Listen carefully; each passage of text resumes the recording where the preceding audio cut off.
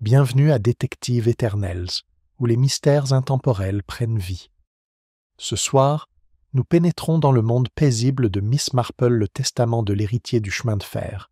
Une soudaine mort sur un quai solitaire, une page déchirée d'un livre de contes, et la question obsédante de savoir à qui profite le silence. D'où venez-vous nous rejoindre? Maintenant, servez-vous d'une boisson chaude et laissez le mystère s'installer. Brambleford était le genre de village où le temps semblait réticent à s'écouler. Ses chaumières couvertes de lierre s'adossaient amicalement les unes aux autres. Ses cloches marquaient les heures avec une régularité obstinée, et ses habitants chérissaient la routine avec une fierté tranquille. Pourtant, ce samedi-là, une légère vague d'excitation troubla la paisible vie du village. Sir Reginald Whitcomb, héritier d'une fortune acquise grâce à la ligne de chemin de fer Whitcomb, avait choisi d'organiser une grande garden party dans la demeure ancestrale de sa famille, Brambleford Hall. L'événement était officiellement une collecte de fonds pour la restauration des hospices du village, mais chacun savait que c'était tout autant l'occasion pour Sir Reginald de rappeler à ses voisins la grandeur du nom de Whitcomb. Les pelouses avaient été taillées en tapis émeraude précis. Les rosiers avaient été parsemés d'une floraison improbable, et un orchestre de la ville voisine jouait des airs légers sous un chapiteau rayé. Les invités arrivent dans un joyeux cortège. Madame Hartwell, avenue de la Poste, rouge d'importance à son invitation. Le colonel Frobisher, la moustache hérissée et les opinions plus fortes encore, et Madame Price, coiffée de son plus beau chapeau comme d'une couronne. Ils se mêlèrent à la gentry et aux notables locaux, un curieux mélange de richesse et de simplicité villageoise, chacun surveillant attentivement l'autre. Parmi eux, discrète dans sa robe grise tourterelle, était assise Miss Jane Marple. Elle avait été invitée, bien sûr, même si elle ne recherchait jamais de telles rencontres. Ses aiguilles à tricoter claquaient doucement, tandis qu'elle observait l'agitation autour d'elle, son regard perçant ne manquant rien. Aux yeux du spectateur, elle n'était qu'une gentille vieille fille, profitant d'une journée d'été, mais sous cette apparence douce. Elle cataloguait chaque sourire, chaque hésitation, chaque regard avec une précision troublante. Le point culminant de l'après-midi fut le discours de Sir Reginald. Debout sur une petite estrade, une main posée théâtralement sur une canne à pommeau d'argent, il prononça un discours empreint de suffisance, vantant la gloire du chemin de fer, la prospérité qu'il avait apportée et les nobles traditions de la famille Whitcomb. Mais alors qu'il atteignait son apogée, un événement inattendu se produisit.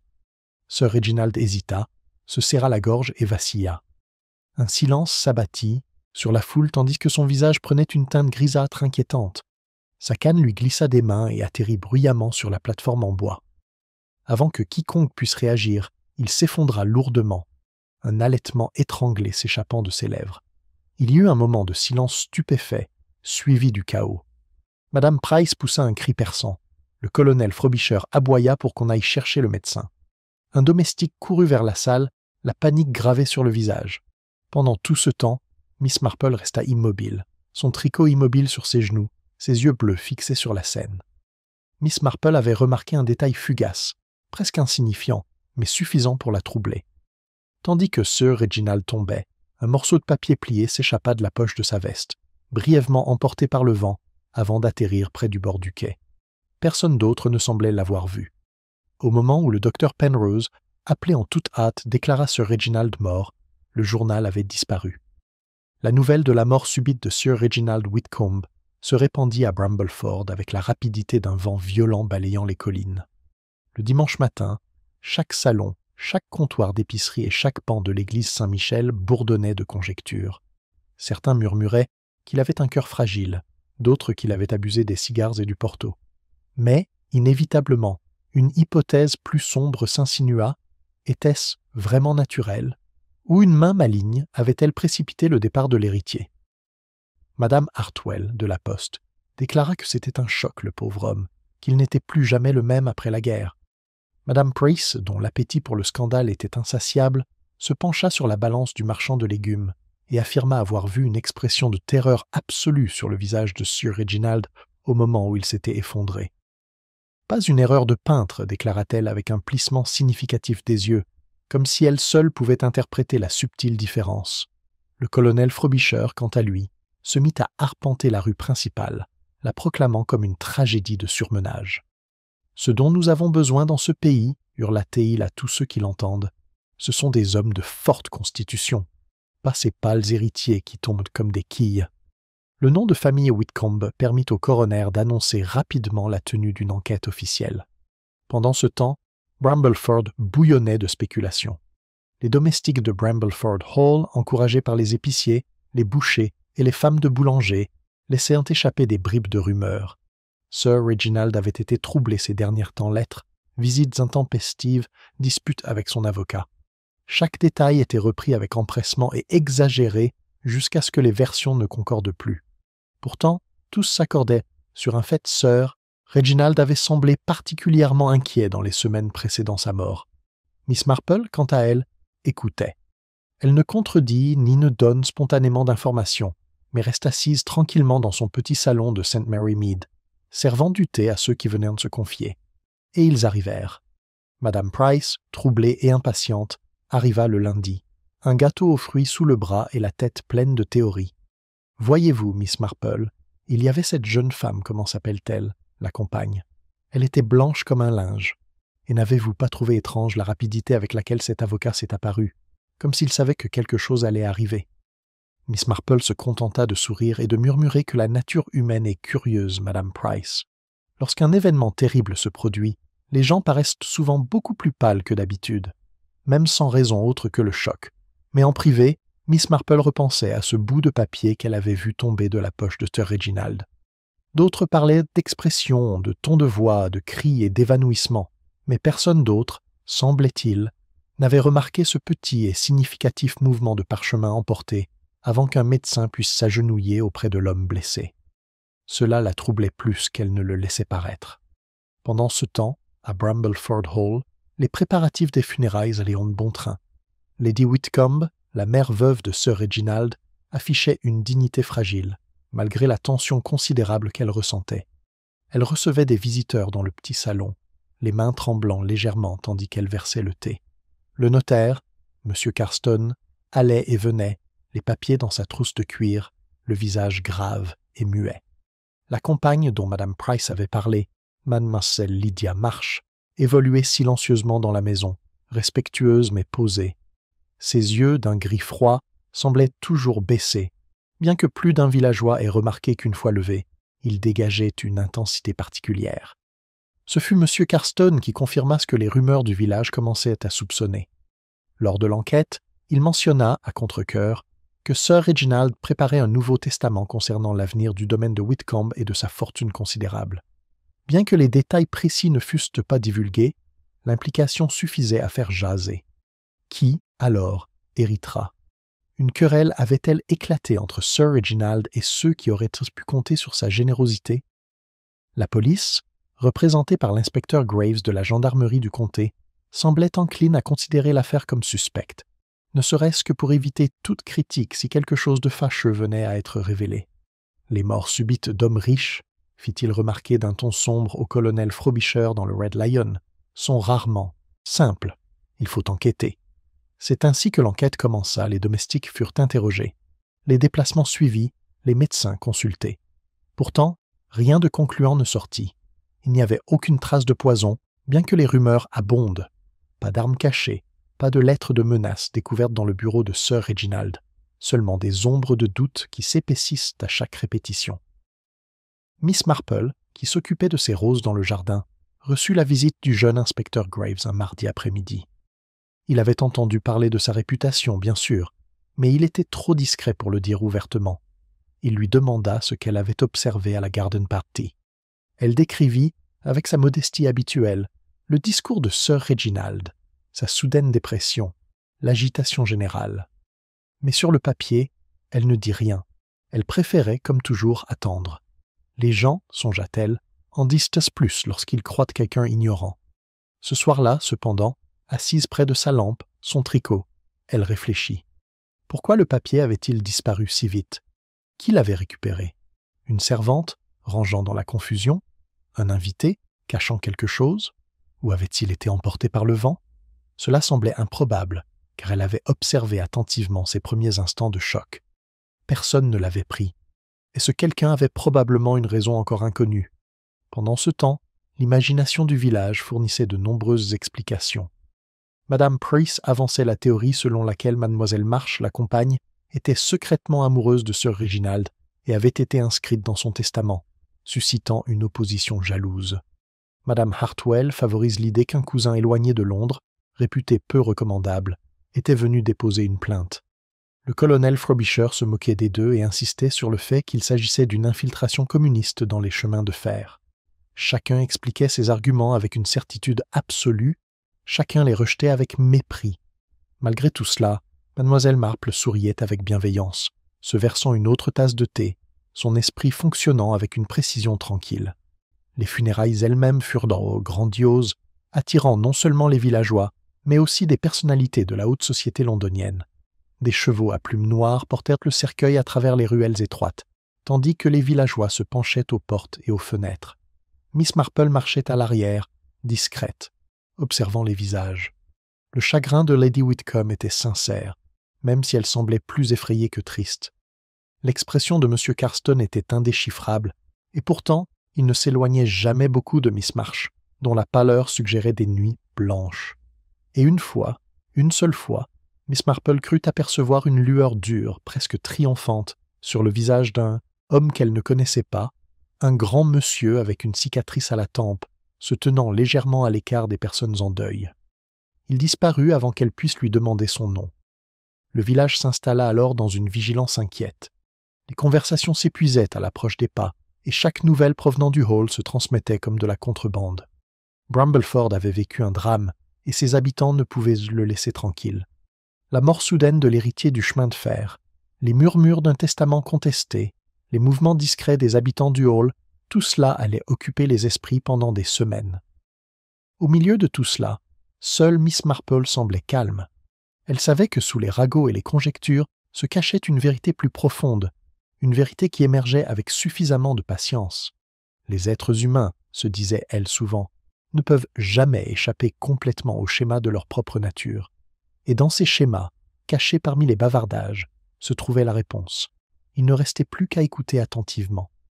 Les jours qui suivirent les funérailles de Sir Reginald apportèrent un étrange calme à Bramblefoord. En apparence, le village vaquait à ses occupations habituelles de distribution du courrier. Les bouteilles de lait tintaient aux portes des chaumières. La cloche de l'église sonnait les heures. Pourtant, sous ce semblant d'ordre, les spéculations résonnaient comme le courant d'un torrent incessant. L'enquête, ajournée dans l'attente de preuves complémentaires, avait laissé l'affaire inquiétante. Pas de verdict de cause naturelle, pas de déclaration claire d'actes criminels, seulement des questions et un malaise subtil qui rassemblait les voisins dans des conversations à voix basse. L'inspecteur Graves, méthodique, quoiqu'un peu laborieux, établit son quartier général dans une petite pièce du Lion Rouge. De là, il convoqua domestiques, commerçants et connaissances, son carnet se remplissant peu à peu d'observations.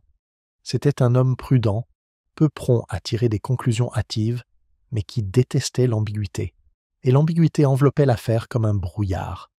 Pendant ce temps, Miss Marple continuait comme si de rien n'était, s'occupant de ses chrysanthèmes et tricotant de petits vêtements pour le futur petit enfant d'une voisine. Mais elle écoutait.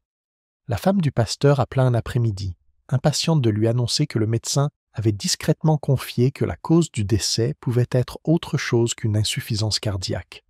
Madame Price, bien sûr, avait sa propre version, impliquant du poison glissé dans le champagne. Miss Marple acquiesça doucement à leurs deux visages, sans dire grand-chose.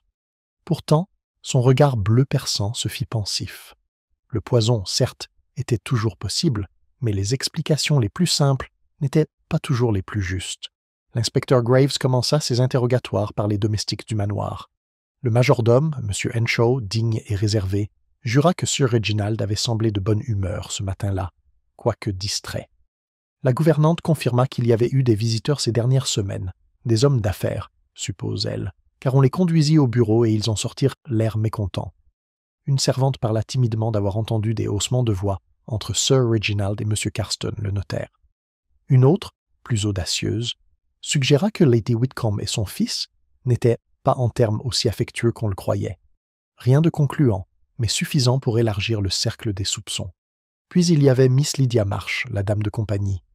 Graves l'interrogea longuement, mais ses réponses furent précises, calmes, presque trop posées. Elle admit que Sir Reginald lui avait confié des courses à la poste et à la banque, mais insista sur le fait qu'elles étaient sans conséquence.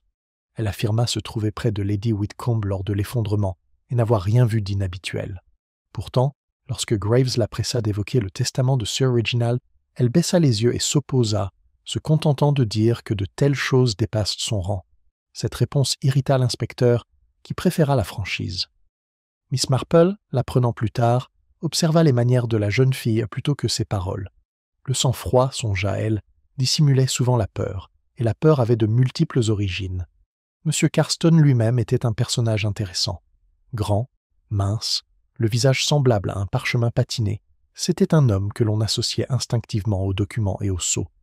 Il admit que Sir Reginald avait bel et bien l'intention de rédiger un Nouveau Testament, même s'il n'avait pas vécu assez longtemps pour le signer. Interrogé sur les modifications proposées, Carston se montre évasif. Certains bénéficiaires auraient été déçus, dit-il, mais de telles modifications étaient courantes et sans plus grande préoccupation. Grave nota les mots, mais pas l'ombre d'agacement qui traversa le regard du notaire. Mademoiselle Marple, qui se trouvait par hasard au presbytère lorsque Carston s'arrêta pour conférer avec le vicaire, le vit et rangea le détail. On entendit également des témoignages curieux de villageois qui avaient remarqué des étrangers à Brambleford les jours précédant la fête. Un homme de grande taille, balafré à la tempe, aperçu à l'auberge par une femme vêtue d'une cape de voyage sombre, aperçut près de la gare une lettre remise en main propre, et non par la poste, au manoir.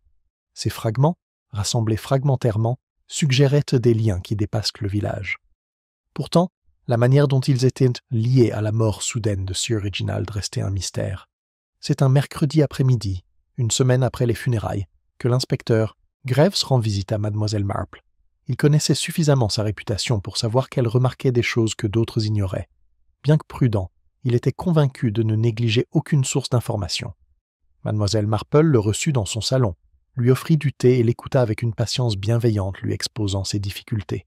« Je n'ai aucune trace d'empoisonnement, » admet-il en remuant distraitement sa coupe. « Aucune trace dans le champagne, aucun résidu suspect dans le verre. Pourtant, la mort a été trop soudaine. S'il s'agissait d'une insuffisance cardiaque, dit le médecin, il s'attendait à des antécédents, à des signes avant-coureurs. Il n'y a rien de tel. » Les aiguilles de Miss Marple claquaient doucement. Il arrive que l'on meure de façon inattendue, observatoire. Mais lorsqu'il y a, disons, des conflits de biens ou d'affection, il est souvent sage d'envisager la possibilité d'une assistance. Ses yeux pétillaient doucement par-dessus ses lunettes. J'ai connu un cas villageois, assez semblable à celui-ci, où un cousin était très désireux d'accélérer son héritage. Le pauvre cher avait été exclu du testament. La nature humaine, inspecteur, est remarquablement constante. Graves sourit faiblement. Vous voulez dire que quelqu'un aurait souhaité que Sir Reginald disparaisse avant que son Nouveau Testament ne soit finalisé. C'est une possibilité, n'est-ce pas ? Murmura Miss Marple. Surtout si le nouveau document leur était moins favorable. Graves partit pensif, bien qu'à peine plus près de la preuve. Pourtant, il ne parvenait pas à se défaire de l'impression que Miss Marple, avec ses souvenirs discrets de la vie villageoise, avait touché plus directement au cœur du problème que tous ses interrogatoires formels. Pendant ce temps, la tension montait à Brambleford Hall. Lady Whitcomb, hagarde et nerveuse, se retirait dans ses appartements, recevant peu de monde. On voyait plus souvent Mademoiselle March au village, quoique toujours solitaire, le regard fuyant comme si elle craignait d'être suivie. M. Carston venait quotidiennement, s'entretenant avec Lady Whitcomb à huis clos. Et une fois de plus, le grand homme à la cicatrice fut aperçu, cette fois-ci dans le chemin menant à la voie ferrée, sa présence remarquée mais incontestée. Des murmures le reliaient au domaine, sans que personne ne puisse dire comment. Miss Marple, flânant dans les ruelles du village avec son panier, entendit des bribes de conversation qui confirmèrent son intuition. Lady Whitcomb s'était disputée avec son fils pour une question d'argent, raconta l'épicier. Miss March s'était vue promettre un héritage, chuchota la boucherie. Et M. Carston, prétendait-on, risquait de perdre son influence si le Nouveau Testament le retirait de son poste de fiduciaire. Chaque récit était ancré dans le récit, mais chacun contenait peut-être une part de vérité. Le vendredi soir, la lecture du testament existant de Sir Reginald eut lieu au hall. Miss Marple n'était pas présente, mais dès le lendemain matin, son contenu était connu dans tout Brambleford. Le domaine, avec toutes ses terres et ses revenus, fut transmis à Lady Whitcomb à vie, le reste revenant à un cousin londonien, un certain monsieur Edward Whitcomb. Des legs substantiels furent trop faits à des œuvres caritatives, aux domestiques et, à la surprise générale, à Miss Lydia Marsh, la compagne, qui devait recevoir une généreuse rente. La réaction fut immédiate. Certains murmurèrent que Miss Marsh manigançait depuis des années, d'autres que le cousin londonien devait craindre d'être déshérité en vertu du Nouveau Testament. Le colonel Frobisher déclara qu'il était d'une impertinence irréfléchie qu'une simple compagne puisse en tirer un si généreux profit. Miss Marple, écoutant les contes dans son salon, hocha simplement la tête. Elle avait observé, plus d'une fois, que lorsqu'il s'agissait d'argent, même les cœurs les plus tendres pouvaient s'endurcir, et elle se souvint de ce bout de papier manquant. Était-il possible qu'il fasse partie du Nouveau Testament? Si oui, qui le possédait maintenant? À la tombée de la nuit, ce samedi-là, Miss Marple était assise à sa fenêtre, observant les lampadaires briller sur la place du village. Quelque part dans l'obscurité grandissante se trouvait la vérité. Elle la pressentait, juste hors de portée, comme un vague motif se dessinant sur son tricot. Les fils n'étaient pas encore clairs, mais ils le seraient, avec le temps, car la nature humaine, elle le savait, ne pouvait rester cachée éternellement. Et déjà, elle en était certaine, quelqu'un à Brambleford vivait dans la terreur silencieuse de ce qui pourrait être révélé. Dès la 2e semaine suivant la mort de Sir Reginald, le malaise qui couvait à Brambleford s'était transformé en suspicion. Il ne suffisait plus de murmurer testament et querelles les villageois, guidés par les investigations approfondies de l'inspecteur Graves, commencèrent à se concentrer sur les coupables probables. Chaque histoire d'héritage, chaque esquisse d'expression le jour de la garden party deviennent matière à théorie.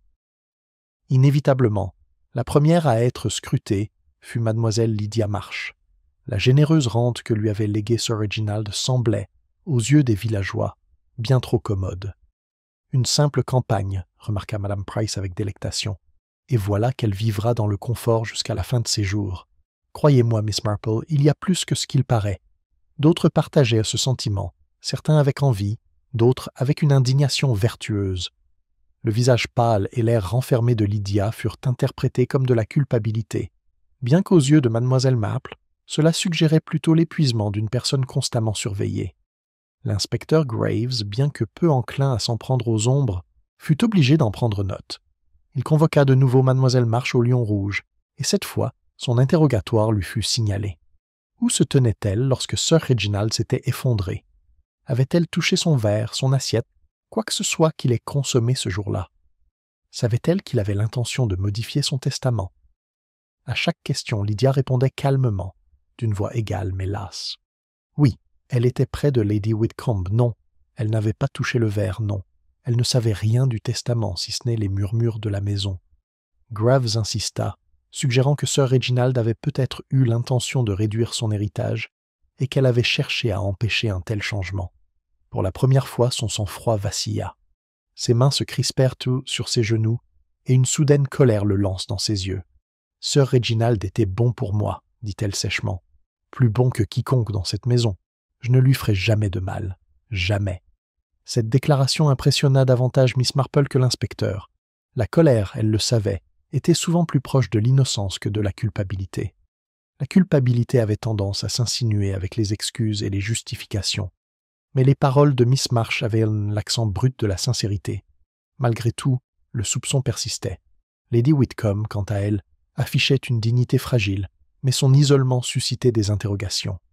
Elle quittait rarement ses appartements, apparaissait rarement au repas, et lorsqu'elle le faisait, son attitude était tendue, ses yeux perçants. Les villageois interprétèrent son isolement comme du chagrin, l'inspecteur Graves se demandait s'il dissimulait des informations. Mais Lady Whitcomb était à l'abri des ragots, protégée par son rang et la vigilance constante de M. Carston. M. Carston lui-même fut ensuite interrogé. Graves l'interrogea sur le Nouveau Testament, mais l'avocat resta calme et réservé. Il n'admit rien au-delà de ce qu'il avait déjà révélé les modifications envisagées par Sir Reginald, bien qu'aucun projet n'ait été signé. Interrogé sur sa propre position, Carston laissa échapper un léger sourire. « J'agis toujours conformément aux souhaits de mon client, inspecteur. Qu'il m'ait laissé en fiducie ou non n'a aucune importance. » Pourtant, son ton crispé suggérait le contraire. Mademoiselle Marple, assise tranquillement, non loin de là au presbytère lors d'un de ces échanges, lut en lui l'expression d'un homme habitué à tout contrôler et profondément déconcerté lorsqu'il s'égare. Le colonel Frobisher, bruyant et opiniâtre, affirmait que Carston était l'homme à surveiller. Des avocats, Graves, des avocats, toujours à se mêler des affaires des autres. Croyez-moi, si quelque chose cloche, vous trouverez un esprit juridique derrière. Grave, bien que sceptique face aux fanfaronnades du colonel, ne pouvait nier que les manières de Carston étaient étranges. Pourtant, des soupçons sans preuve étaient un fondement fragile.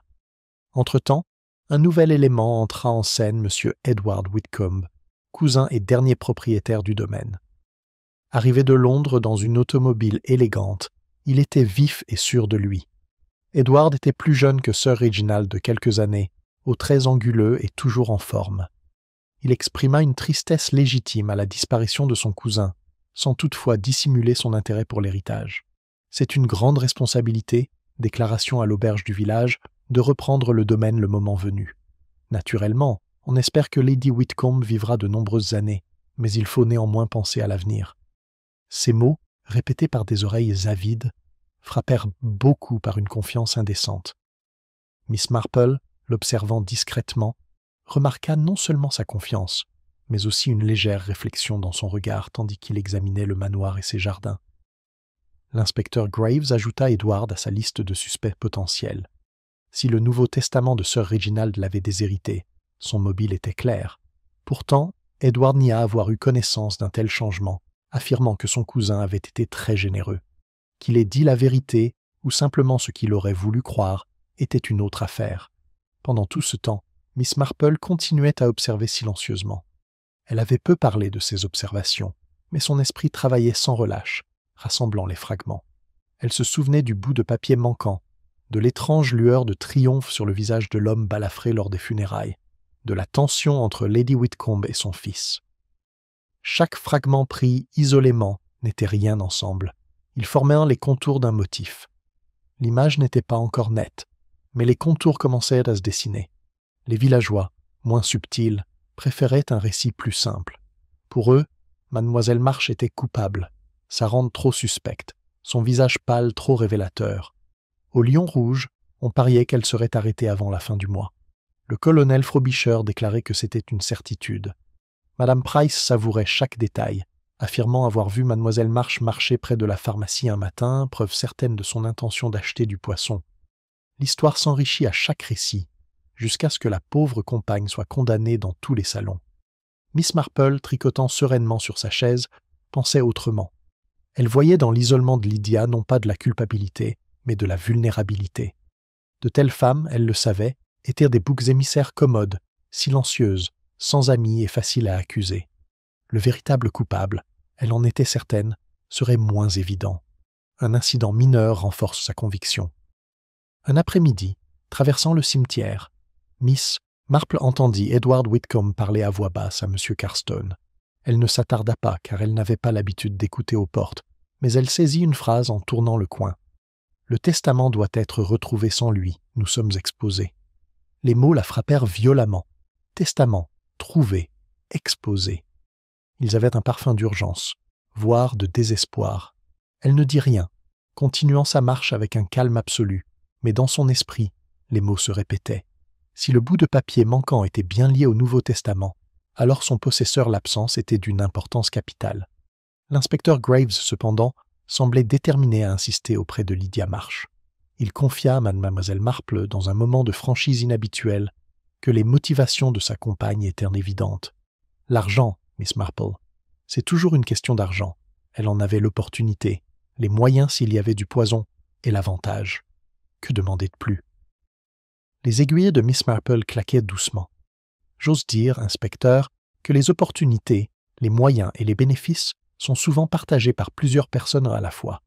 La nature humaine étant ce qu'elle est, il faut considérer non seulement ce que les gens pourraient faire, mais aussi ce qu'ils feraient. Cela fait une grande différence. Graves parut perplexe, puis sourit tristement. Vous avez le don de rendre les choses à la fois plus simples et plus compliquées, Miss Marple. Je garderai vos paroles à l'esprit. Ainsi, l'enquête, officielle et publique, commença à se resserrer autour de Mademoiselle March. Pourtant, sous la surface, d'autres tensions surgirent. Lady Whitcomb s'agita davantage, M. Carston se montra plus vigilant, Edward Whitcomb plus confiant, et Mademoiselle Marple, sereine et modeste, attendait le moment où l'écheveau des motivations humaines révélerait son premier véritable nœud. Elle savait aussi sûrement qu'elle connaissait les saisons que le mauvais suspect avait été choisi trop hâtivement. La vérité, comme toujours, se cachait dans les gestes discrets, les remarques irréfléchies, les petits détails que d'autres oubliaient. Et avec le temps, elle a éclaté. Les jours s'allongeaient dans une douce brume de septembre, et malgré la douce lumière du soleil sur Brambleford, un sentiment de malaise subsiste dans le village. La mort de Sir Reginald avait transformé le village en une scène où chaque regard, chaque course, chaque silence inattendu était chargé de sens. Le discours sur la prétendue culpabilité de mademoiselle Lydia March persistait, bien que de plus en plus strident, comme si la répétition seule pouvait le confirmer.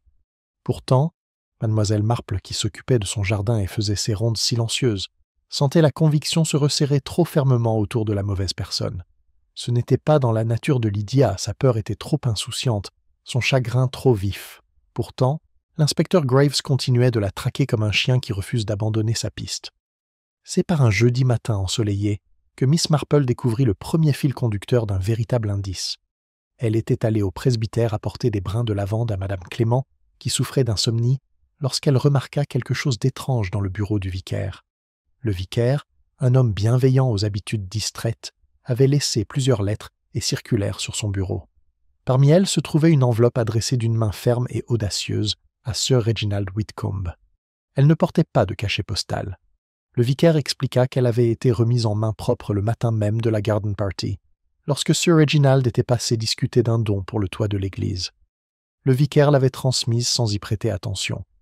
Miss Marple, bien que soucieuse de paraître simplement curieuse, demanda si Sir Reginald avait semblé perturbé en la recevant. Le vicaire marqua une pause, fronçant les sourcils. « Eh bien, maintenant que vous le dites, Miss Marple, il avait l'air plutôt grave. » Il glissa la lettre dans sa poche, sans l'ouvrir, en disant qu'il s'en occuperait plus tard. Je trouvais cela étrange, car d'habitude, il était homme à parcourir la correspondance d'un coup. Miss Marple hocha la tête, l'air doux, mais l'esprit plus vif. Une lettre, remise en main propre, reçue le matin même, empochée puis jamais revue, si ce n'est peut-être dans le tourbillon de papier qu'elle avait aperçu lors de la chute de Sir Reginald. La découverte s'imposa à ses pensées. Ce bout de papier n'était pas une illusion. La lettre était réelle, et sa disparition suggérait une action délibérée. Quelqu'un l'avait récupérée avant l'arrivée du médecin, quelqu'un qui ne souhaitait pas que son contenu soit connu. Cet après-midi-là, elle fait une petite promenade devant le manoir. Les pelouses, autrefois immaculées pour la fête, étaient maintenant en désordre, les rosiers retombant. Les volets de Lady Whitcomb étaient tirés, bien qu'on la dise nerveuse. Miss Lydia March apparut brièvement, un panier au bras, se dirigeant vers le village. Elle paraissait pâle et tendue, mais en apercevant Miss Marple, elle lui adressa un léger sourire reconnaissant. Ce spectacle émut Miss Marple, qui reconnut la solitude.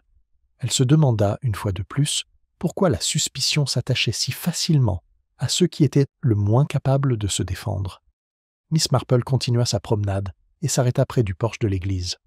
Là, elle rencontra le jeune Tommy Briggs, le garçon du sacristain, qui jouait avec une poignée de billes.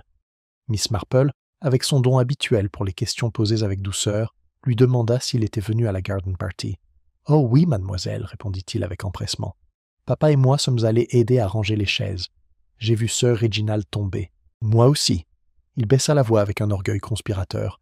« Et je vis des résumés. » Un homme ramassa un morceau de papier tombé du manteau de Sir Reginald et le glissa directement dans sa poche. Les aiguilles de Miss Marple s'immobilisèrent dans son esprit. Elle s'accroupit légèrement pour que son regard bienveillant croise celui du garçon. Quel genre d'homme, Tommy? Le garçon fronça les sourcils, pensif. Grand, mademoiselle. Plus grand que papa. Et il avait une marque sur le visage, là. Il se tapota la tempe, comme une cicatrice. Miss Marple le remercia chaleureusement et le congédia avec une pastille de menthe poivrée. Mais ses pensées étaient pleines de confirmation. L'homme balafré, encore. Vu à l'enterrement, entendu dans des murmures, et maintenant directement lié à la lettre disparue. C'était un indice, petit mais décisif. Le papier n'avait pas explosé. Loin de là avait été délibérément enlevé, et non par Lydia March. Miss Marple retourne la question avec sa patience habituelle. Qui était cet homme à la cicatrice? Et quel intérêt portait au testament de Sir Reginald? S'il était lié à Edward Whitcomb, cela pourrait suggérer une collusion. S'il était lié à Carston, cela laissait entrevoir des secrets que le notaire n'osait pas révéler. Ou peut-être était-il un personnage totalement distinct, lié à des affaires au-delà du village. Quoi qu'il en soit, il avait risqué d'être découvert pour obtenir cette lettre, et de tels risques n'étaient pas pris à la légère. L'inspecteur Graves, cependant, resta impassible.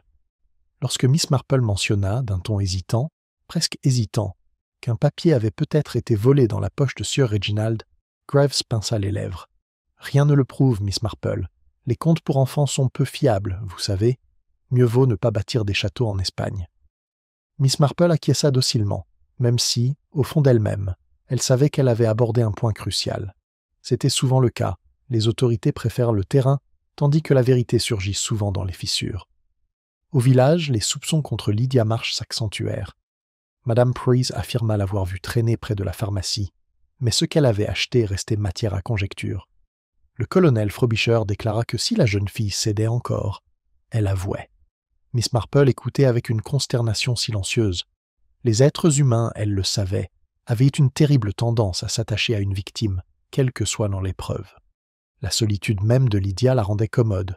C'était injuste, et Miss Marple pesait sur sa conscience pour faire ce qu'elle pouvait.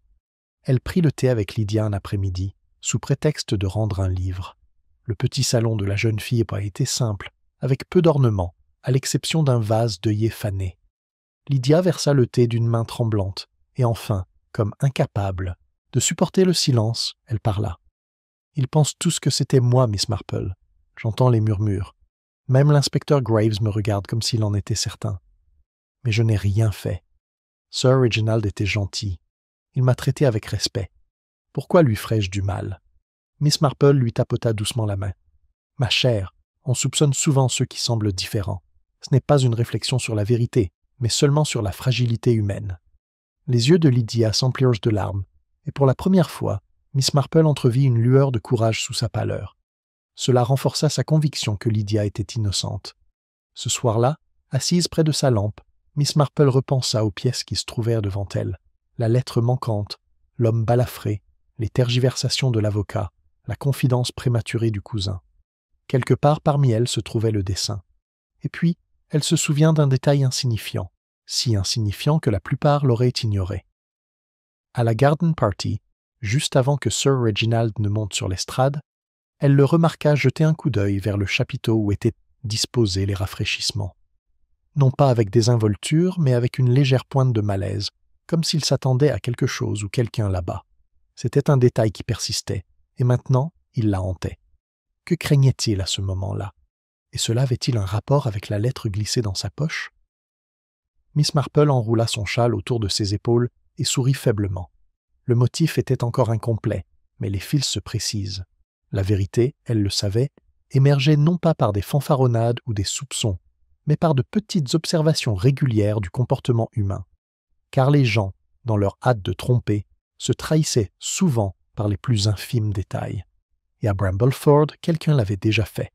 Si Brambleford s'était auparavant nourri de ragots, il s'en nourrissait désormais. Chaque jour qui passait, le récit de la mort de Sir Reginald devenait plus confus, et les langues des villageois plus audacieuses. Chaque vieille querelle, chaque affront oublié, chaque circonstance curieuse des années passées ressuscite et se mêle au mystère actuel. Et pourtant, sous ces bavardages, une vérité plus sombre semblait percer à jour, et Miss Marple, qui écoutait en silence, sentait affleurer la surface. La première confrontation eut lieu, peut-être inévitablement, entre M. Edward Whitcomb et Mlle Lydia Marsh. Ils se rencontrèrent chez le marchand de légumes, tandis que la moitié du village feignait de ne pas regarder. Edward, grand et impeccablement vêtu, se tenait avec un air condescendant. Lydia, pâle mais résolue, serrait son panier de pommes. Des mots furent échangés, d'abord trop bas pour être entendus aux portes, mais la voix d'Edward s'éleva. « Tu en as profité, n'est-ce pas? Une jolie petite rente pour service rendu. Ne sois pas si modeste. Reginald a toujours été un imbécile pour un beau visage. » Lydia rougit, serrant le panier avec force. « Comment oses-tu » murmura-t-elle d'une voix tremblante. « Sir Reginald me respectait. un respect que tu ne comprendrais jamais. Sur ce, elle se retourna et s'enfuit, laissant Edward ricaner, mais son sourire s'estompa devant les regards désapprobateurs des villageois. Les rumeurs se répandirent rapidement, et, le soir venu, Madame Price déclare qu'Edward avait pratiquement admis la culpabilité de Lydia, bien que Miss Marple, sirotant son thé, pensa que cela en disait plus sur l'amertume d'Edward que sur le caractère de Lydia. Pendant ce temps, M. Carston, l'avocat, était l'objet d'une surveillance discrète. On le voyait souvent en conversation feutrée avec Lady Whitcomb, son étui en cuir toujours sous le bras, l'air sévère. Des rumeurs circulaient selon lesquelles il exerçait une influence excessive sur la veuve éplorée, la persuadant de maintenir certains arrangements à son avantage. Le colonel Frobisher jura avoir vu Carston se glisser dans le manoir à une heure inhabituellement tardive. Interrogé, Carston expliqua brusquement que Lady Whitcomb avait besoin de son aide pour des questions de succession, mais son attitude défensive ne fit qu'accroître les soupçons. Miss Marple eut l'occasion d'observer Carston elle-même un matin au cimetière. Il se tenait seul devant la tombe de Sir Reginald, son chapeau à la main, mais son visage trahissait non pas la révérence, mais la réflexion. Ses lèvres remuaient faiblement, comme s'il répétait ses paroles. Lorsqu'il aperçut Miss Marple à proximité, il sursauta légèrement et s'éloigna précipitamment. Pour quelqu'un, cela aurait pu paraître anodin à Miss Marple, mais cela rappelait que même les individus les plus réservés laissaient parfois tomber leur masque lorsqu'ils se croyaient inaperçus. Un autre secret surgit d'une source inattendue. Madame Hartwell de la Poste confia à Mademoiselle Marple que certaines lettres adressées à Sir Reginald avaient été marquées confidentielles et retirées en personne par Lydia Marsh plutôt que livrées. « Étrange, non ?» murmura Madame Hartwell. « La plupart des gens font confiance à la Poste, mais pas à Sir Reginald, semble-t-il. » Mademoiselle Marple, se souvenant de la lettre remise en main propre lors de la garden party, y vit un schéma récurrent. Sir Reginald recevait une correspondance d'une nature qu'il ne souhaitait pas voir rendue publique, et Lydia, bien que innocente, en savait peut-être plus sur ses affaires qu'elle ne l'admet. L'inspecteur Graves, obstiné dans ses efforts, était de plus en plus frustré. Il insista de nouveau auprès de Mademoiselle Marsh, insinuant cette fois qu'elle avait détruit la lettre trouvée dans la poche de Sir Reginald. Lydia niait fermement, mais sa voix se brisa lorsqu'elle affirma ignorer ce que l'inspecteur voulait dire. Graves, convaincu que sa détresse était un signe de culpabilité, résolut de la poursuivre avec plus d'agressivité. Mademoiselle Marple, présente dans la pièce en observatrice discrète, remarqua plutôt le regard perçant échangé entre Carston et Lady Whitcomb, tandis que Lydia balbutiait ses dénégations. Ce fut un échange fugace, mais suffisant pour réveiller l'esprit de Mademoiselle Marple. Pourquoi semble-t-il soulagé par le malaise de Lydia? À moins, bien sûr, que sa persécution ne détourne l'attention d'eux-mêmes. Une confrontation plus dramatique eut lieu ce soir-là au Red Lion, lorsque le colonel Frobisher, rouge de bière, coinça Edward Whitcomb. « Tu hériteras bien assez tôt, jeune homme, » déclara le colonel en pointant un doigt sur la poitrine d'Edward. « Mais si tu as contribué à hâter les choses, par le ciel, je te verrai pendu. » Edward, habituellement calme, s'emporta. « Je n'ai rien à gagner avec de telles insinuations. Reginald comptait me faire succéder, comme chacun le savait. Et s'il avait eu l'idée insensée de modifier son testament, c'est Carston qui le lui murmura à l'oreille. » Un silence s'abattit sur l'auberge à ces mots, car Edward avait nommé ouvertement le notaire. Carston, assis à proximité, se leva avec raideur, le visage blême.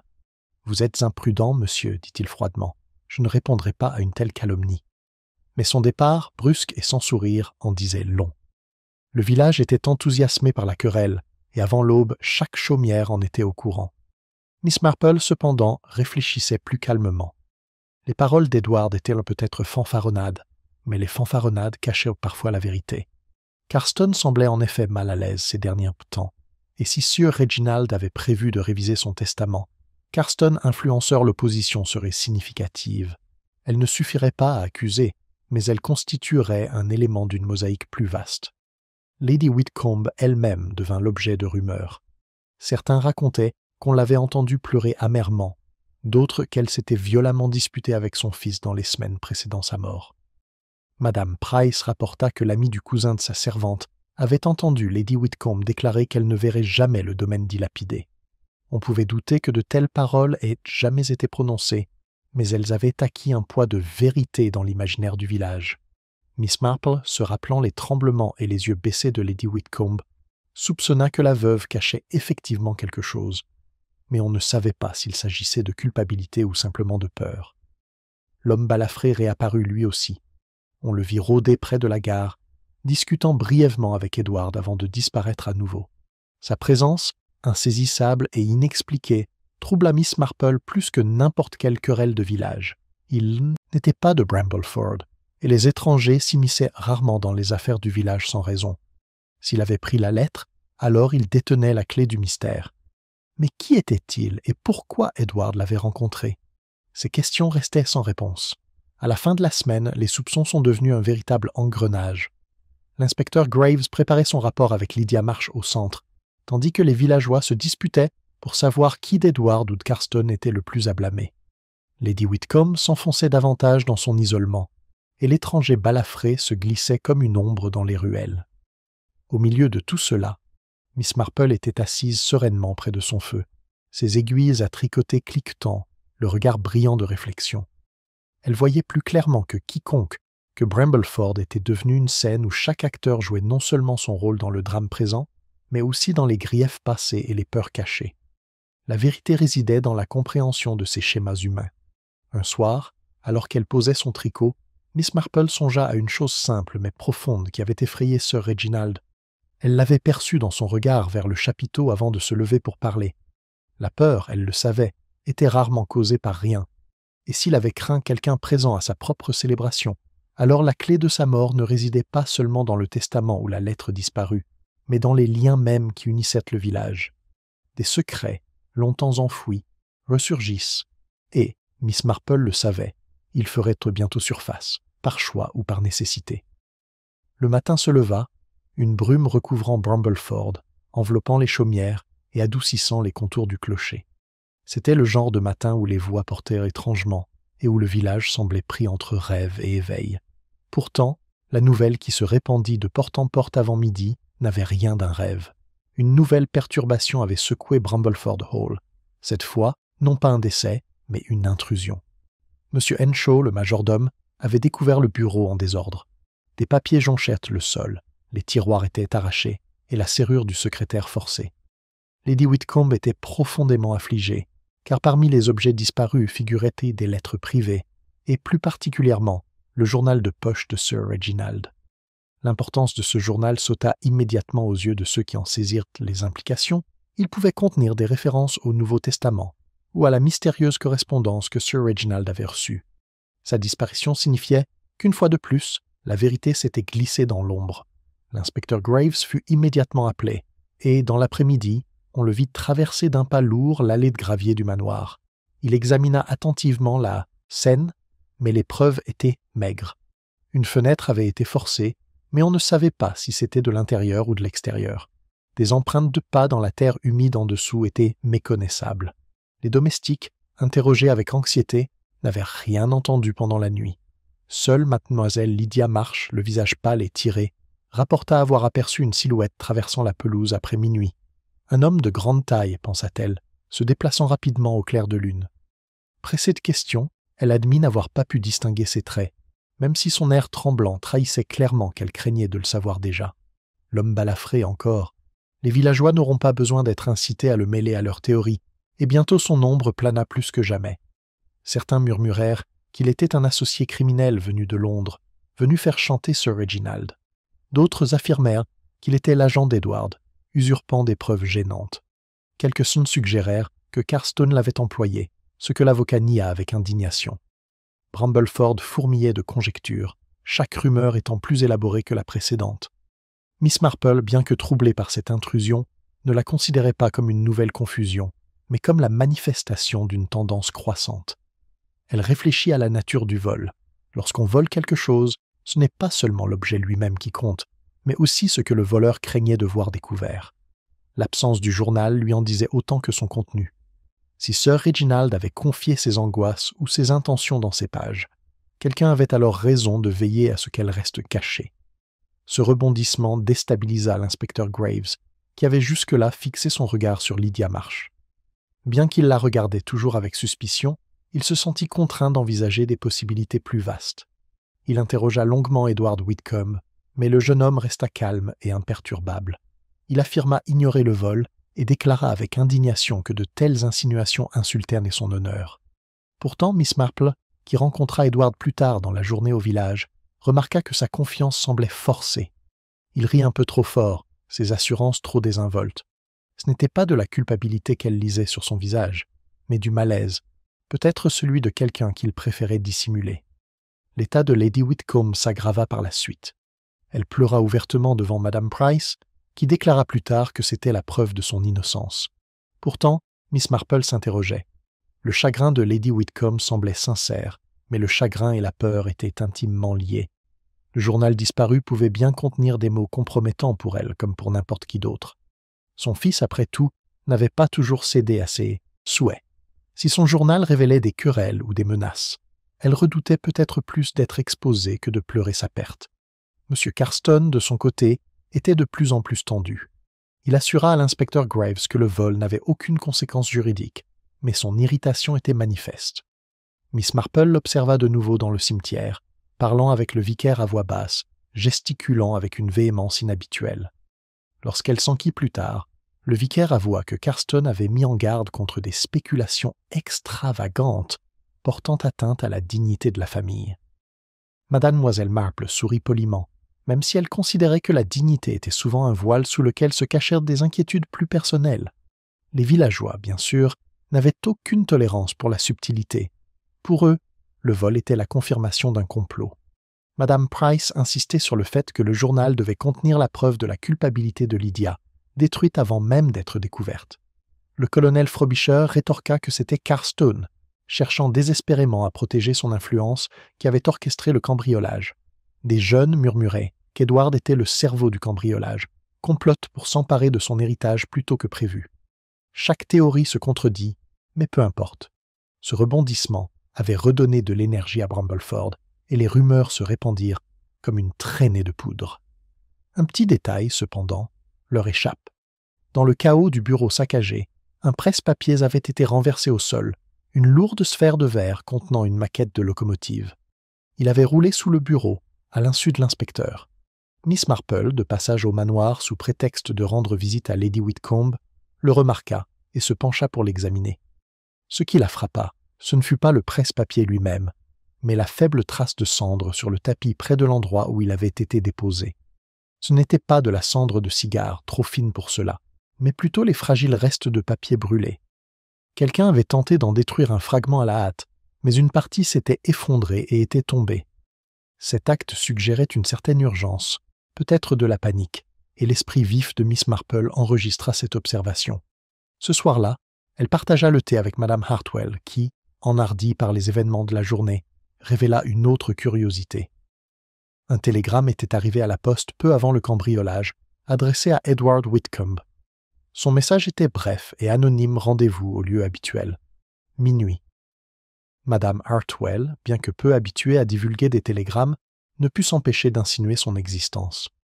Mademoiselle Marple, en l'entendant, sentit les pièces du puzzle se remuer à nouveau. Minuit.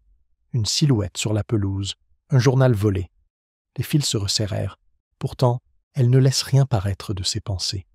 Au lieu de cela, elle continua son tricot, les aiguilles claquant doucement, tandis qu'elle remarquait la fraîcheur inhabituelle des soirées. Car Miss Marple comprenait le danger de révéler trop de choses trop tôt. Les gens, sans défense, se trahissaient plus sûrement que coincés, et à Brambleford la trahison était imminente. Alors que la nuit tombait à nouveau sur le village, l'effroi s'intensifia. Ce n'était plus le choc d'une mort soudaine, mais la conscience que des ombres continuaient de se mouvoir parmi eux. Une main avait pris le journal. Une main en avait brûlé une partie. Et quelque part, observant peut-être depuis la brume, l'homme balafré attendait. Miss Marple, contemplant par sa fenêtre les lanternes dans la verdure, sentait la vérité se rapprocher. L'histoire n'était pas terminée, elle avait simplement franchi une étape plus dangereuse. La première mort, semblait-il, n'avait pas suffi. D'autres secrets surgissent avant la fin, et la prochaine révélation, elle le savait, serait décisive. Le cambriolage de Brambleford Hall avait jeté une ombre sur le village. Ce n'était plus seulement la mort soudaine de Sir Reginald qui troublait les habitants, mais aussi le sentiment troublant que le danger les menaçait encore. Les fenêtres étaient verrouillées plus tôt qu'avant, les clés serrées plus fort, et les conversations, autrefois simplement curieuses, prenait désormais une tournure angoissante. Le journal disparut, l'étranger balafré et les rumeurs de télégrammes nourrissent la peur. Et pourtant, comme Miss Marple le remarquait souvent, la peur a une façon particulière de révéler les caractères. Elle décida, avec sa discrétion, d'exercer une légère pression pour permettre aux gens de se révéler à travers leurs paroles et leurs réactions. Car si l'inspecteur Graves recueillait les témoignages et poursuivait ses suspects avec une efficacité redoutable, Miss Marple savait que ce n'étaient pas les preuves du laboratoire ou du registre qui résolvèrent de tels crimes. C'étaient les petites trahisons de la nature humaine, entrevues dans un geste, un ton, un silence soudain. Sa première occasion se présenta au thé du presbytère, auquel plusieurs villageois avaient été invités dans l'espoir d'apaiser les tensions. Lady Whitcomb, pâle et lourdement voilée, était assise, raide, à un bout de la table, accompagnée de M. Carstone. Edward Whitcomb, confiant comme toujours, se prélassait près de l'âtre, tandis que Lydia Marsh, silencieuse et gênée, se tenait à l'écart de l'assemblée. L'inspecteur Graves, invité par le vicaire, semblait mal à l'aise dans un tel cadre familial, ses grandes mains maladroites sur la porcelaine délicate. Miss Marple elle-même, discrète dans son châle gris tourterelle, aurait pu paraître la personne la moins importante présente. Pourtant, elle observait avec un regard qui ne manquait de rien. La conversation commença par des formalités, la météo, les vendanges, la fête religieuse, mais revint bientôt, comme toujours, à Sir Reginald.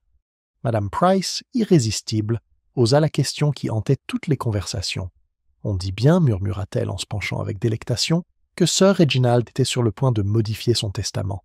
Je suppose, monsieur Carstone, que vous en sauriez la vérité mieux que quiconque ?» La salle retient son souffle. L'expression de Carstone ne changea pas, mais sa main serra sa tasse de thé. Il ne convient pas de discuter des documents privés de feu Sir Reginald dans un salon, dit-il d'un ton sec.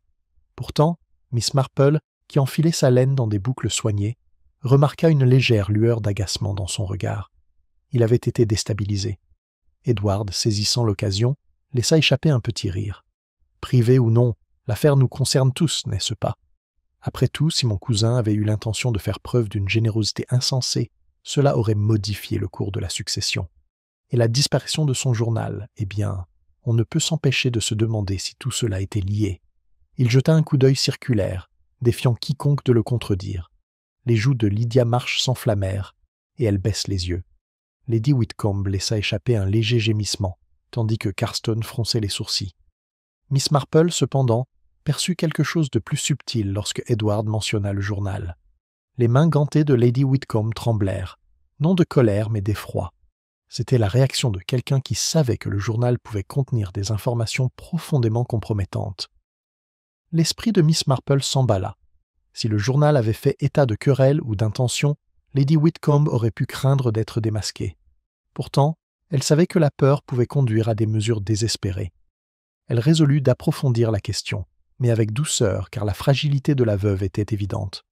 Plus tard, alors que la foule se séparait, Miss Marple parvint à faire un petit bout de chemin avec Lydia Marsh. La jeune femme semblait au bord du désespoir. « Ils ne me croiront jamais innocemment, Miss Marple, » murmura-t-elle. « Quoi que je dise. Edward me méprise. Monsieur Carstone se méfie de moi. Lady Whitcomb m'évite. Même l'inspecteur Graves me croit coupable. Je ne peux pas le supporter. » Miss Marple posa une main réconfortante sur son bras. « Ma chère, la vérité a tendance à surgir quand on s'y attend le moins. On en révèle souvent plus qu'on ne le souhaite, si l'on est patient. » Les yeux de Lydia s'emplirent de larmes, et pour la première fois, elle s'autorisa un léger sourire reconnaissant. Miss Marple remarqua attentivement le sourire de quelqu'un qui s'accrochait à l'espoir. Le lendemain, Miss Marple rend visite à Bramblefoord Hall. Elle portait un panier de confitures, prétexte aussi anodin qu'efficace. Lady Whitcomb la reçut dans un salon sombre, rideaux tirés. Carstone était absent, et la veuve semblait à la fois soulagée et inquiète de cette visite. Miss Marple, parlant avec douceur et légèreté, orienta bientôt la conversation vers la personnalité de Sir Reginald. C'était un homme attentionné, remarqua-t-elle, et les hommes attentionnés prennent souvent des notes, des journaux intimes, de petits pense-bêtes.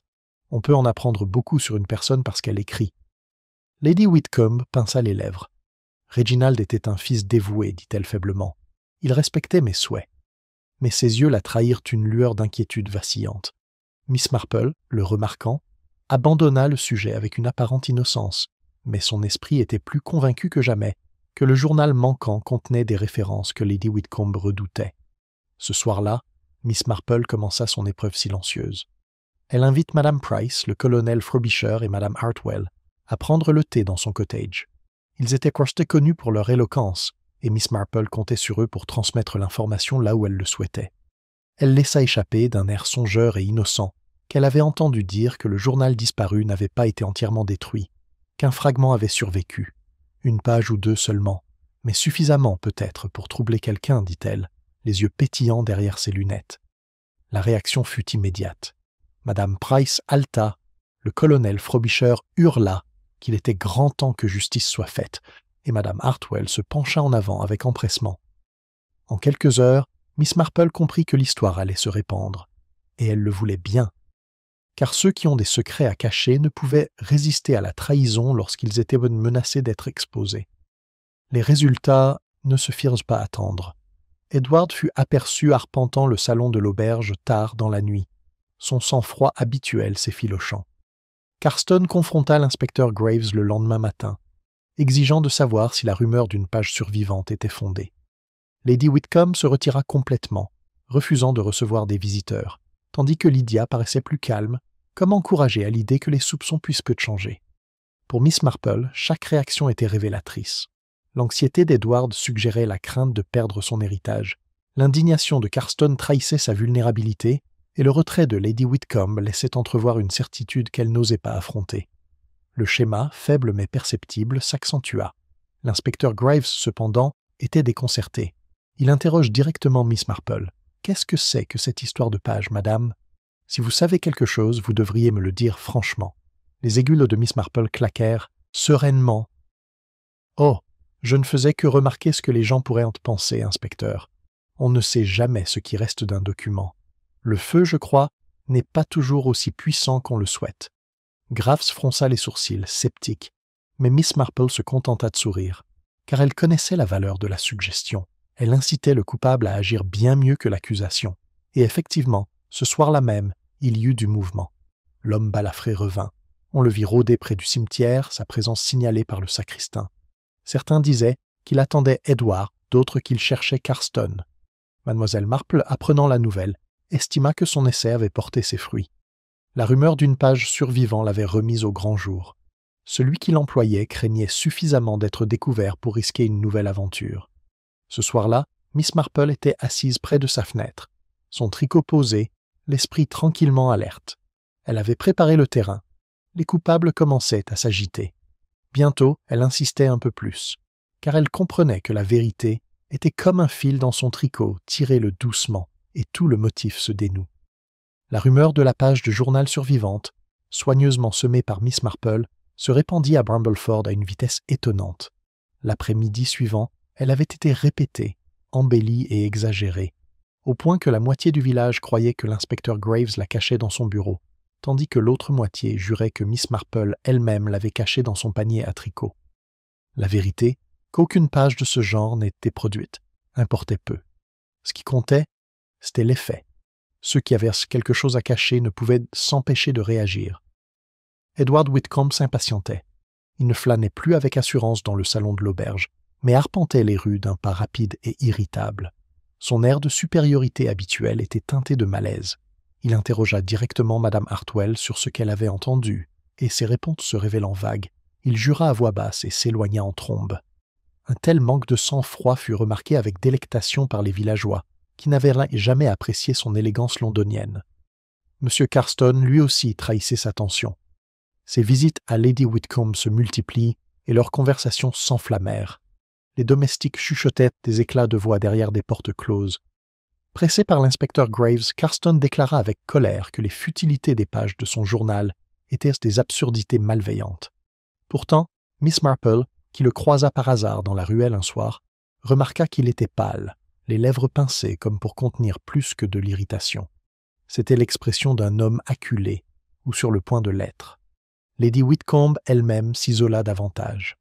Les rideaux demeurèrent tirés dans la salle, et on annonça aux visiteurs qu'elle était trop malade pour les recevoir.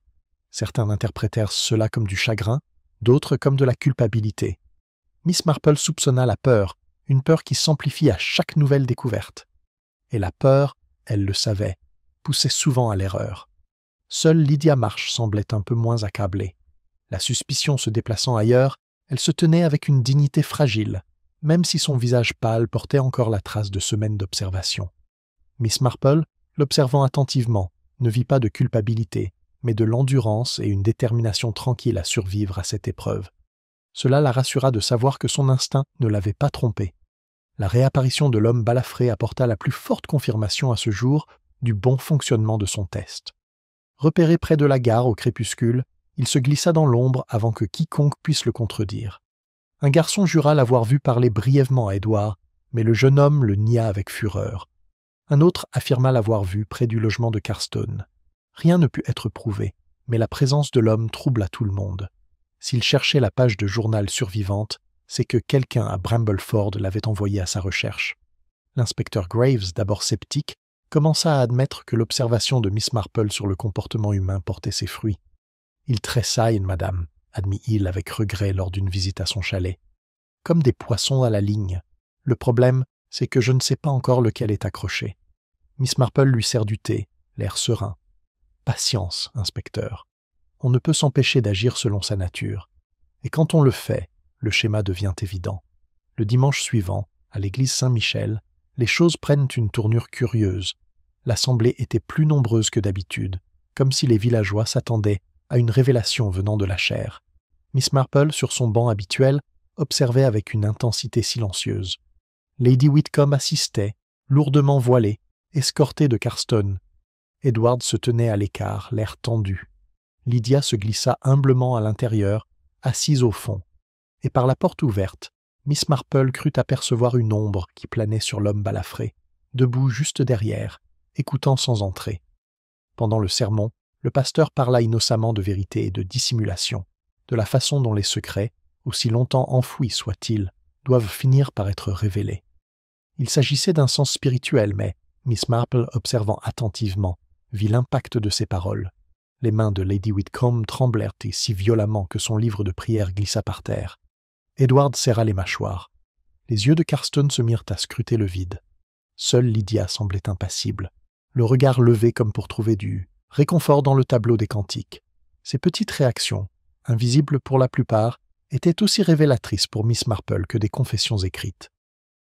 Après la cérémonie, une confrontation inévitable eut lieu. Edward s'approcha de Carstone dans le cimetière, d'une voix basse mais véhémente. « Si vous pensez pouvoir garder le contrôle de cette affaire, vous vous trompez. Le page, s'il existe, nous condamne tous ou nous sauve, selon la façon dont il est traité. » Carstone siffla en guise de réponse, mais Madame Price entendit à moitié ses paroles, qui ne tarda pas à les répéter à la moitié de la paroisse autour du thé. L'effet fut explosif. Les soupçons se portèrent alors non seulement sur Edward ou Carstone individuellement, mais aussi sur une sombre collusion entre eux. Miss Marple, bien que prudente pour ne pas paraître intriguée, éprouvait une satisfaction discrète. L'étau se resserrait. Les personnes impliquées ne parvenaient plus à maintenir une parfaite maîtrise de soi et commençaient à effilocher leurs masques. Elle résolut de l'accentuer subtilement en introduisant un nouveau fil conducteur dans les ragots. Ce soir-là, elle fait remarquer à Madame Hartwell, d'un air distrait, que les lettres ont tendance à surgir aux endroits les plus inattendus. En moins de 24 heures, le village était en effervescence à propos de lettres cachées, et le lendemain soir, on vit Edward fouiller les tiroirs de l'auberge comme s'il s'attendait à être découvert. Pourtant, le danger accompagnait le progrès. Miss Marple, traversant prudemment la verdure au crépuscule, sentit le poids d'yeux invisible se poser sur elle. Un jour, près du portail de sa chaumière, elle aperçut une grande silhouette se retirer dans la brume. Elle n'en dit rien à personne, mais elle comprit que celui qui employait l'homme balafré commençait à craindre son influence. Cette pensée la fit réfléchir, mais ne la découragea pas. Elle avait déjà parcouru ce chemin tranquillement, prudemment, toujours convaincue que la vérité, une fois révélée, était plus forte que la tromperie. Le point culminant de la semaine fut l'annonce par l'inspecteur Graves d'une nouvelle série d'interrogatoires, cette fois avec plus de fermeté envers Edward, Carstone et Lady Whitcomb. Le village se rassembla en groupes enthousiastes, certains que des arrestations suivraient. Miss Marple, quant à elle, tricotait sereinement près de son feu. Elle savait que le filet se resserrait, mais il n'était pas encore refermé. Un dernier coup de pouce était nécessaire, et elle comptait bien le fournir. Ce soir-là, elle était assise près de sa fenêtre, contemplant la verdure où vacillaient les lanternes. Dans sa tête, elle créait le motif d'une lettre remise en main propre, un journal disparu, un inconnu blessé, des querelles et des peurs, de l'argent et un héritage. Le motif n'était pas encore complet, mais presque. Une révélation de plus, une petite épreuve de plus, et le coupable se trahirait sans l'ombre d'un doute. Elle plia son tricot, sourit faiblement et murmura « Oui, la vérité est presque prête à éclater. » La nouvelle série d'interrogatoires de l'inspecteur Graves avait presque fait monter l'atmosphère à Brumbleford. Le lion rouge bourdonnait d'annonces d'arrestation, même si aucune n'avait encore eu lieu. Edward Whitcomb arpentait le green d'un pas nerveux, les traits anguleux crispés par la frustration. Carston se faisait plus sévère, sa voix plus aiguë à chaque échange, tandis que Lady Whitcomb reculait encore, les rideaux tirés sur le monde. L'homme balafré, quant à lui, rôdait aux abords du village, tel un fantôme. Pour Miss Marple, c'était précisément le moment tant attendu où la tension se muait en imprudence. Elle commença par rendre discrètement visite à l'inspecteur Graves. Assis, raide, dans son salon, l'inspecteur lui avoue ses difficultés. « Ce n'est que du vent, Miss Marple, » murmura-t-il. « De la poudre aux yeux. Je ne peux pas atteindre le feu. Chacun a un mobile. Personne n'a de preuves contre lui. Le testament, le journal, le type balafré, c'est un fouillis. » Les aiguilles de Miss Marple claquèrent sereinement. La nature humaine, inspecteur, est rarement un fouillis. Des schémas émergent, si l'on est patient. Une personne effrayée trahira toujours sa peur. Une personne en colère en dira trop. Il suffit d'écouter. Graves soupira, mais la conviction sereine de Miss Marple le ressaisit. « Très bien, nous allons continuer. » Ce soir-là, Miss Marple lança son petit test. Elle invite Lydia Marsh à prendre le thé, sous prétexte de demander de l'aide pour des réparations. Assises ensemble, Miss Marple parla doucement des rumeurs entourant le journal. « C'est remarquable, dit-elle, les yeux pétillants par-dessus ses lunettes, comme on détruit souvent des papiers à la hâte, pour finalement oublier un détail. Un coin, un mot, un fragment oublié, et parfois ces fragments suffisent à révéler toute la situation. » Lydia leva vivement les yeux, la peur au visage. Puis, voyant la gentillesse de Miss Marple, elle soupira. « Si seulement c'était vrai. Si seulement quelque chose survivait pour prouver mon innocence. » Miss Marple lui tapota la main. « Courage, ma chère. La vérité a le don de survivre quand on s'y attend le moins. » Elle avait dit ces mots pour réconforter Lydia, mais elle savait aussi qu'ils parviendraient, par ses lèvres, à d'autres personnes moins innocentes. Et de fait, au matin, la moitié du village était certaine qu'un fragment calciné du journal avait été découvert. La réaction fut immédiate. Edward, entendu à l'auberge, jura bruyamment que les histoires de vieilles femmes gâcheraient tout. Carston confronta une fois de plus l'inspecteur Graves, exigeant de savoir si de telles preuves existaient réellement. Et Lady Whitcomb, déjà fragile, refuse de quitter son lit. Miss Marple nota attentivement chaque réponse. La culpabilité, elle le savait, s'exprimait souvent par des tentatives de dissimuler, de discréditer ou de fuir la vérité. Le même après-midi, l'homme balafré fut de nouveau aperçu, rôdant près du cimetière. Cette fois, cependant, sa présence ne passa pas inaperçue. Le sacristain enhardi le défia, mais l'homme s'éclipsa avant d'être arrêté. Pourtant, ses apparitions répétées en disaient long. Il cherchait, peut-être désespérément, à retrouver ce qu'il croyait menacer son employeur. Miss Marple, apprenant la nouvelle, murmura « Oui, le filet se resserre. » L'inspecteur Graves insista davantage. Il convoqua Edward au Lion Rouge et l'interrogea longuement sur ses déplacements la nuit du cambriolage. Edward, d'ordinaire confiant, s'emporta. « Suggérez-vous que je me faufilais comme un vulgaire voleur ? Absurde ! J'étais dans ma chambre à l'auberge. » Pourtant, lorsque Graves demanda si quelqu'un l'avait vu, Edward hésita. « Non, je ne m'en souviens pas. » Mais cela ne prouve rien. Miss Marple, qui entendit plus tard le récit, songea que l'orgueil d'Edward l'avait trahi. L'orgueil, souvent. Carston ne s'en tira pas mieux. Confronté à des rumeurs de collusion, il s'indigna. « J'ai servi la famille Whitcomb avec fidélité pendant des années. Si mes conseils déplaisaient à Sir Reginald, il était néanmoins de mon devoir de les donner. Je ne me laisserai pas calomnier par des ragots. Mais sa protestation était trop véhémente, sa dignité trop fragile. » Miss Marple voyait en lui le désespoir d'un homme qui craignait d'être exposé, non pas nécessairement à un meurtre, mais à une manipulation. Lady Whitcomb, pressée par Graves, fondit en larmes. « Je ne sais rien, insista-t-elle. Mon pauvre garçon est parti, et maintenant je suis harcelée comme si j'en étais responsable. Graves, mal à l'aise, se retira. Mais Miss Marple, apprenant la nouvelle, trouva le chagrin de la veuve sincère, quoique teinté d'une terreur insurmontable. La peur, encore, toujours la peur. Le tournant se produisit un soir tranquille. Miss Marple, flânant dans la verdure, s'arrêta sur un banc pour se reposer. Edward passa, chapeau baissé, et ne la remarqua pas dans l'ombre. Il entra dans le cimetière, où une silhouette attendait déjà l'homme balafré. Bien qu'elle n'entendît pas chaque mot, Miss Marple en entendit suffisamment. La voix d'Edward, aiguë et pressante, devait être retrouvée. « Comprends-tu ? Si cette page survit, nous sommes finis. » L'homme balafré grommela une réponse, et tous deux s'enfoncèrent plus profondément parmi les tombes. Miss Marple se leva doucement et rentra chez elle, le cœur calme mais certain. Les coupables, elle le savait, s'emparaient. Pourtant, elle ne porta aucune accusation. Elle prépare plutôt son examen final. Le vicaire annonça une petite réunion à la salle paroissiale pour discuter des réparations du toit. Miss Marple suggéra, avec une douceur innocente, qu'Edward, Carston et Lady Whitcomb y assistent, car leurs conseils seraient précieux. À sa satisfaction, tous acceptèrent, quoiqu'à contre-cœur. Le décor, pensait-elle, était presque planté. Ce soir-là, assise près du feu, son tricot sur les genoux, Miss Marple examina le modèle. Une lettre remise en main propre, un journal intime disparu, un inconnu marqué par les cicatrices, des querelles d'héritage, la peur dans le regard de la veuve, la fierté dans la voix du cousin, la manipulation dans le ton du notaire. C'était un modèle de la nature humaine, non une preuve, et c'était suffisant.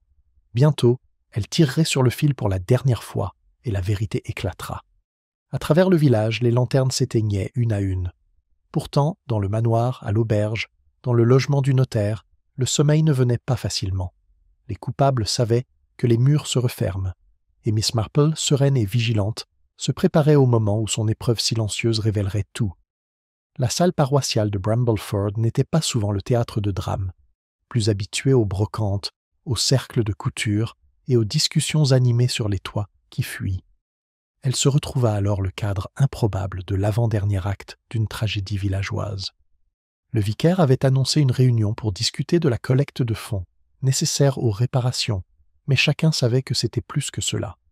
Le village le sentit, et les villageois s'y rendirent plus nombreux que d'habitude, attirés par l'instinct qu'un événement décisif était sur le point de se produire. Au fond de la salle était assis le vicaire, flanqué de l'inspecteur Graves, raide et austère dans son uniforme.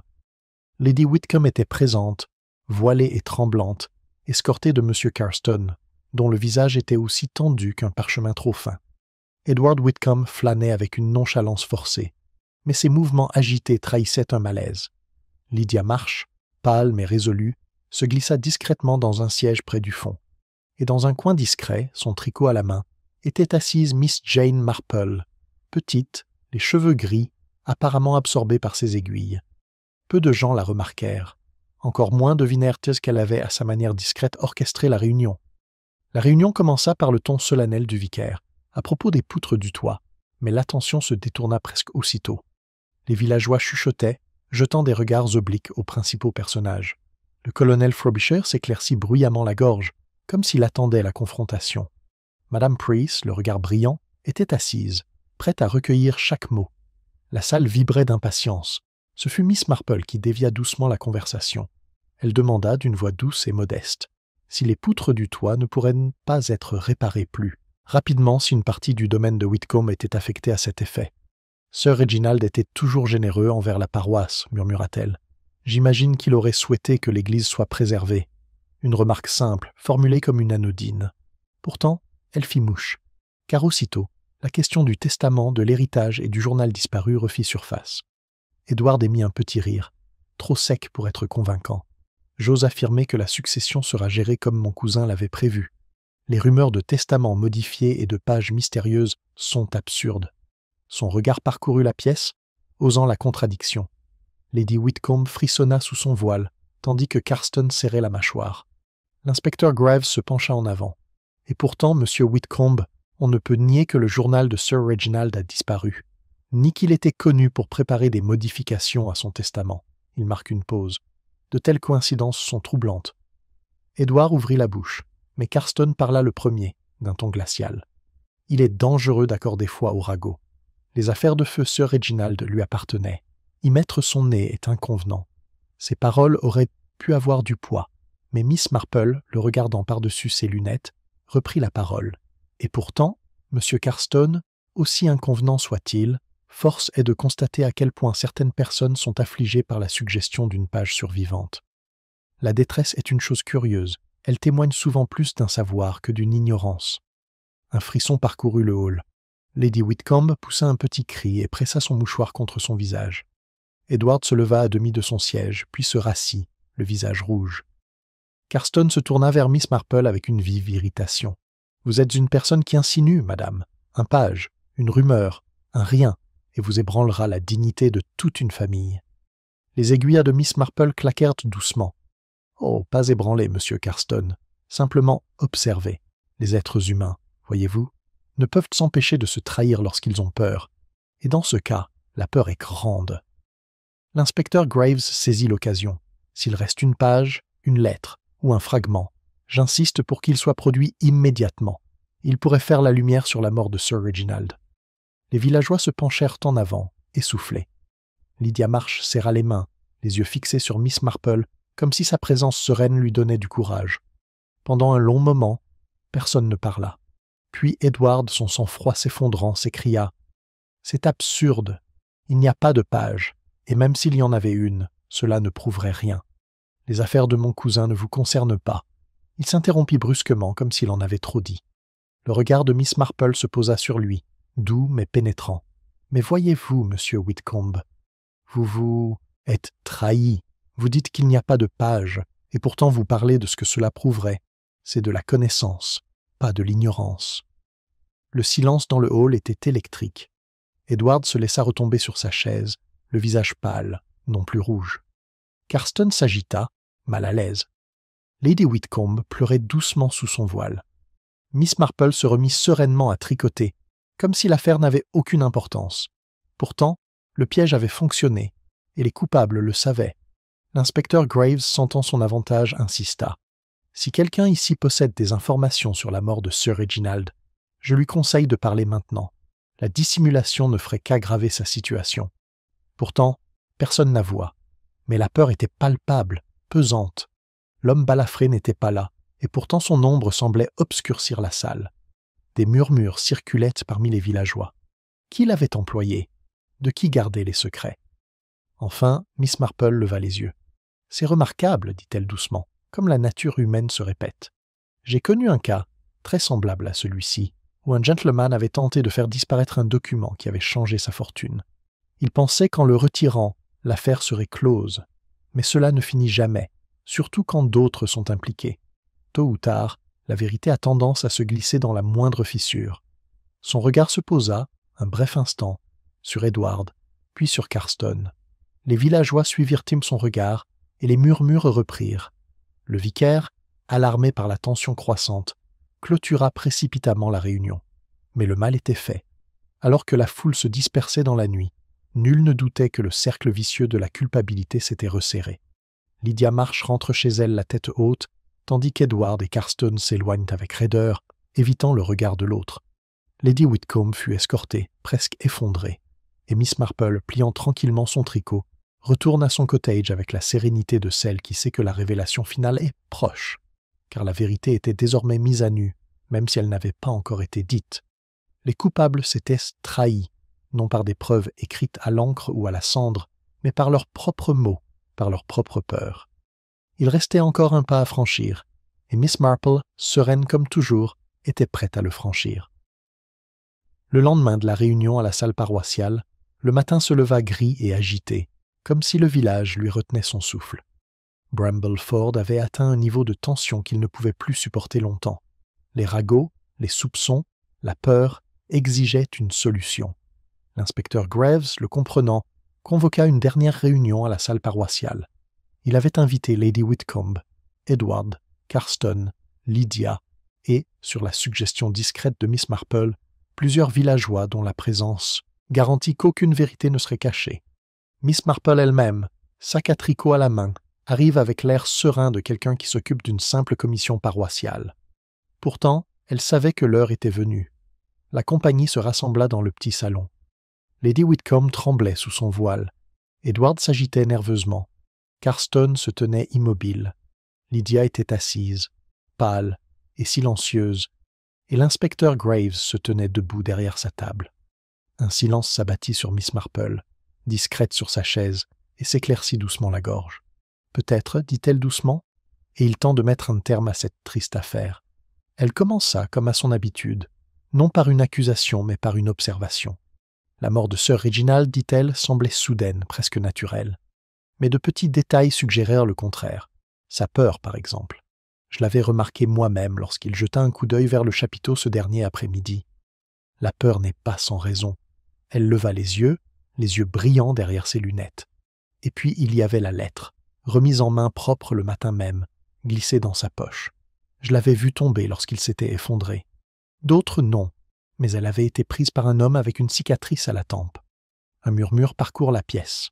Le visage d'Edward rougit, Carston se raidit, et Lady Whitcomb laissa échapper un léger cri.